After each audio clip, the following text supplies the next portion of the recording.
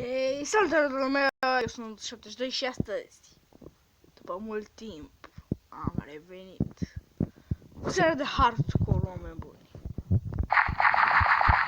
Ce bine! Mă fac și mie dor de ea. Am lag. Mai fug. Doamne, ce bine! Mamă, ce lag am, bă! Ce pot să tai de acolo. Sper că ce-am creat-o, ca să nu-mi dea lag atât de mare. Am găsit-o, oameni buni. Mi-am pus spawn point pe casa veche, casa e din pom. Mă, video jos. Ce-am creat? 4. Oh my god. Și așa trebuie să suport lag-ul. Doamne, avem tot un chest? Am un chest, fierul tot. Mă scuzați că mi-am textura. Acum am intrat și eu pe mapă, acum, în momentul ăsta. Și am găsit că merge. Am găsit că merge mapa, că nu mergea nici măcar mapa. Am văzut că merge mapa. Am zis, hai să intru. Apoi, bine, s-a încărcat destul de greu. Apoi, mă duc. Să iau lopetele că o să săpăm și o să povestim. Mă duc în părți, mă duc într-o parte în alta, mă duc, fac drag eu și apoi când mă duc, văd casa aia de acolo veche.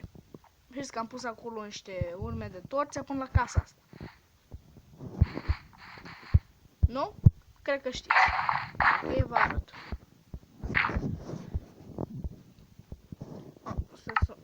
Așa. Acolo am pus urme de torțe până la casă. Uite urma asta de torțe. Să-mi revin din lag. Am un lag uriaș. Urma asta de torțe.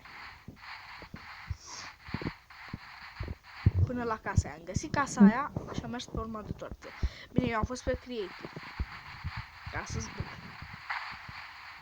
Sper că nu vă supărați. Și v-ați dat seama că eu atunci când se strica mapa, am început relativ, efectiv, să plâng de lângă.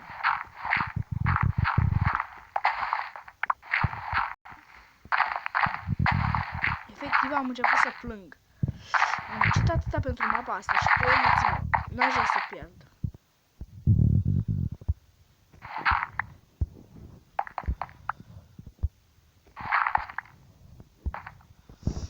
O să văd cum o să pot să pun mapa la download când o să mai terminăm, pentru că nu vreau să...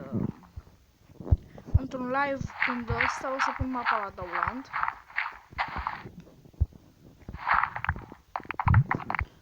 Când o să găsesc cum o să pun mapa la download și o să fie bine.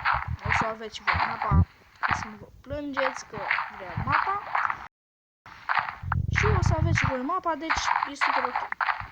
Doamne, dă ca mă biznă să nu se oprească. Și așa o să filmez foarte puțin. Pentru că astăzi este sărbătoare, este... Ce este astăzi? Este 25 mai, cred că știți și voi ce e pe 25 mai, e înălțare. Sau înălțare să face cum era cu... Să nu-i dată fixă. E înălțarea astăzi, oameni buni, și trebuie să mă duc mai repede la școală ca să prind și o peste armata. Vine armata la noi și trebuie să mă duc să văd și eu. Copii, ce vreți. Și cam atât a fost și cu acest episod. Nu uitați să dați like, să vă abonați dacă nu ați făcut până acum. Nu uitați că aveți lângă butonul de subscribe un clopoțel pe care puteți apăsa și vă dau notificări de fiecare dată când eu postez. Cred că știți și de la ceilalți youtuberi care o fac. Bun, nu uitați de like, de subscribe. Iarăși vă zic și noi ne auzim, cred că data viitoare. Bye bye!